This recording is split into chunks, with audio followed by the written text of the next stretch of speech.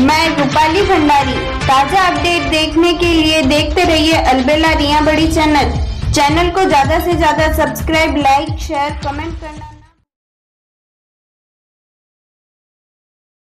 लग जाए। डायमंड की बात करते हैं, मैं चांद की बात करता हूँ। एक कदरों के हाथ अगर चांद में लग जाए तो वो उसमें भी ग्रहण लगा देते हैं। तो कद्र की बात है, जिसको कद्र है वो चांद है, नहीं तो ग्रहण लगा देते हैं। चलिएगा। 25 को चौमासो गुरुवार भिलवाड़ा में करनो है, हन गारंटी के साथ 405 करावाला के महीनों जागन को हारे, महीनों जागन को गुरुवार सा। देखिए भिलवाड़ा संघ से हुक्मीचंद जी खटोड़ आ रहे हैं और 4 से 5। अगर कोई नहीं आया तो ध्यान रखना आपका ही नंबर है, और अभी भी आपका नंबर है। पधारिए हुक्मीचंद जी खटोड़। गूंज उठी अंतर की तमन्ना, गूंज उठी अंतर की तमन्ना, माँ भंवरी के लाल की, माँ भंवरी के लाल की। 2 मिनट पहले अंशु जी बोलना चाहिए। श्रीमान छोटे वक्ताओं पे दिया, क्यों? क्योंकि उनको विश्वास है कि डॉक्टर की उम्र तो छोटी है, लेकिन इनको इंजेक्शन लगाना पूरा प्रॉपर तरीके से आता है। और रही बात है रेखा जी की, मैं विनती करूं गुरुदेव, उससे पहले मैं रेखा जी की बात को आगे बढ़ाना चाहूँगा। इन्होंने मैन मेड डायमंड और आर्टिफिशियल डायमंड 2 नाग शब्द लिए। इस रेखा जी इस चीज को आचार्य सोहनलाल जी महाराज साहब ने प्रूव कर दिया था। उनके पास में उस वक्त भी 2 ऑप्शन थे।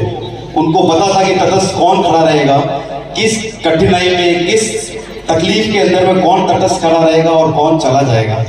आज यहाँ जो उपलब्ध है ना, यहाँ कोई भी श्रावक बिना किसी पद के, बिना किसी लोभ के यहाँ उपलब्ध है।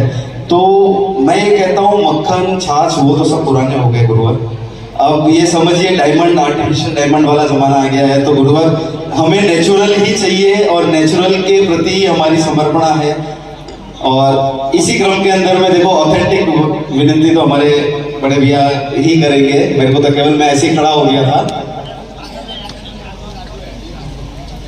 संचालन महोदय जी, थोड़ा टाइम तो 1-2 मिनट ज्यादा लेंगे, क्योंकि हम भी भिलवाड़ा से 7 बस और 10 कारें लेके आए हैं। तो 7 बस वालों का तो 1-2 मिनट का हक बनता बोलने का।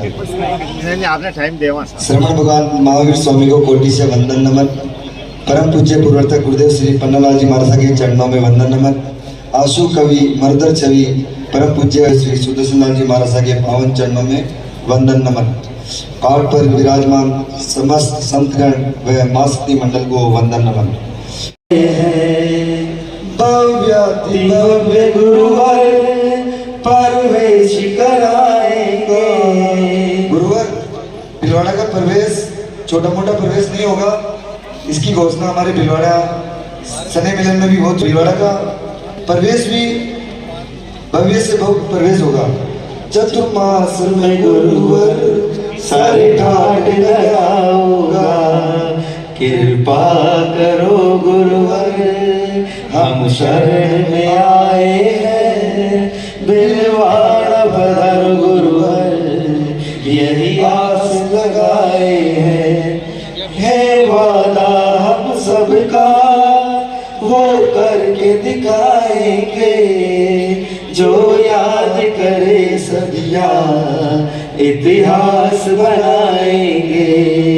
जो याद करे सदिया इतिहास बनाएंगे।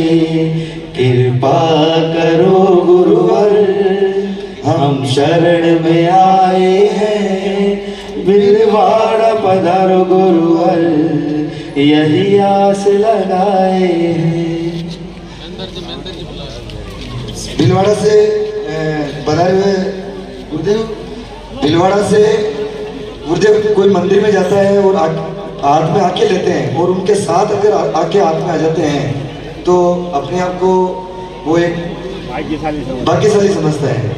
तो गुरुदेव हम भी भिलवाड़ा से 7 बसें लेके आए हैं, तो 7 बसें लाना भी उसको भाग्यशाली ही समझेंगे।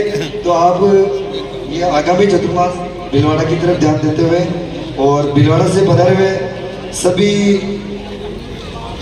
भक्तगणों से निवेदन करूंगा कि एक बार खड़े होके अपनी उपस्थिति दर्ज करावे। शायद भीलवाड़ा वाले भीलवाड़ा के अलावा मैं सभी से विनती करूंगा कि भीलवाड़ा के लिए आप लोग भी खड़े हो गए सर।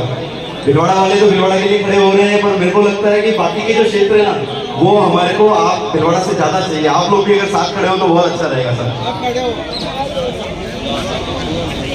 भीलवाड़ा चातुर्मास की बेनती के लिए उपचंद जी ने पूरी तरह से बार्गेनिंग और सौदाबाजी करके और चातुर्मास के लिए विनती कर रहे हैं।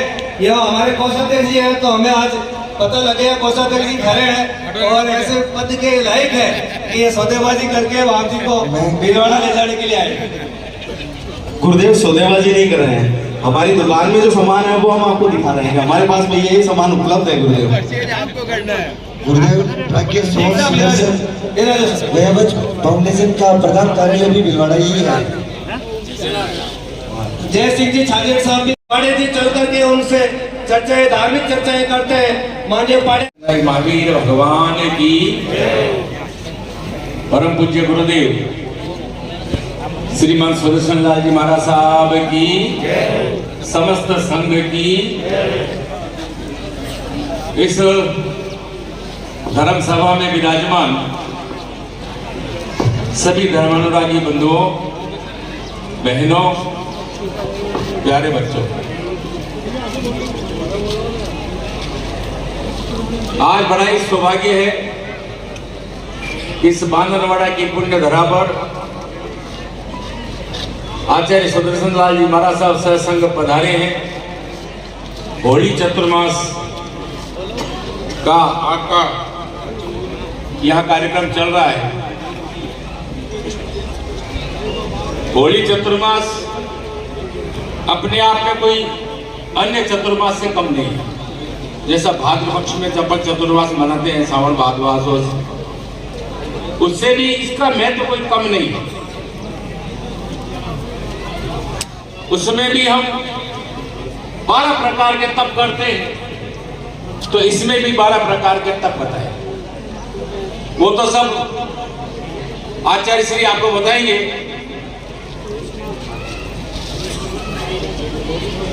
लेकिन ये होली चतुर्मास का जो एक प्रसंग आया था, उस प्रसंग में शायद आपको सबको ध्यान होगा कि एक जगह सभा चली थी, उसमें होलिका भी थी और कुछ लोग बैठे थे। किसी लोगों ने आग लगा दी, होलिका जल गई, होलिका भटकती रही, उसकी आत्मा भटकती रही, गांव वालों को परेशान करती रही। तो वहां पर धर्मघोष आचार्य नाम के संत पधारे और धर्मघोष आचार्य ने उस होलिका को ये कहा कि तुझे अगर मुक्ति चाहिए तो तू ये गलत काम छोड़ के और संतों की शरण में आ जा, तेरे सब गुनाह माफ हो जाएंगे। होलिका को ये बात पसंद आई तो महाराज ने कहा कि तुम सबसे जाकर के क्षमा मांगो, जिन जिनको भी तुमने परेशान किया, पूरे गांव को परेशान किया है, सबसे ज्यादा क्षमा मांगो। गांव वालों ने इकट्ठा किया और कहा कि मेरे नाम का एक डंडा रोक दो, जिसको कहते हैं ना आप होली को डांडू रोकते हैं, एक डंडा रोक दो और तुम्हारी मर्जियां जितने जूते मारो, गालियां मारो, रंग मारो, कीचड़ उछालो, जो करना हो जो करो, मुझे प्रायश्चित लेना है। और वो प्रायश्चित लेकर के और वो हुई और उसने कहा कि मैं माघ की पूर्णिमा को तो पैदा हुई हूँ और फागुन की पूर्णिमा को मैं मुक्ति चाहती हूँ। ऐसा एक प्रसंग हमारे जैन सिद्धांतों में मिलता है। मैं गुरुदेव ज्यादा कुछ नहीं कहना चाहता, आपके चरणों में इतना निवेदन करना चाहता हूँ। ये अभी जैसे कुछ वक्ताओं ने पहले भी कहा, एक बहन ने असली हीरा नकली हीरे की बात कही, कुछ ने अपना समर्पण आपके समक्ष रखा। गुरुदेव मैं ये कहता हूँ कि रामचरितमानस में एक प्रसंग आता है। वो प्रसंग है कि 14 वर्ष के वनवास के बाद जब रामचंद्र जी सती सीता को लेकर के अयोध्या पधारे, तो अयोध्या आने के बाद कुछ लोगों में खुसर होने लगी। तो एक जगह धोबी घाट पर धोबी कपड़े धो रहे थे, धोबी ने कपड़े धोते धोते एक बात कह दी कि 14 वर्ष तक सीता जी वनवास में रही और कितने सालों तक रावण के राज में थी। तो ये शीलवती कैसे हो सकती है, पतिव्रता कैसे हो सकती है? शीलव्रता का आरोप लगा। ये बात घूमते घूमते राजा रामचंद्र जी के कान में पड़ी। राजा रामचंद्र जी ने तत्काल निर्णय लिया कि जनता के मन में विश्वास है तो स्त्री का त्याग कर देना चाहिए।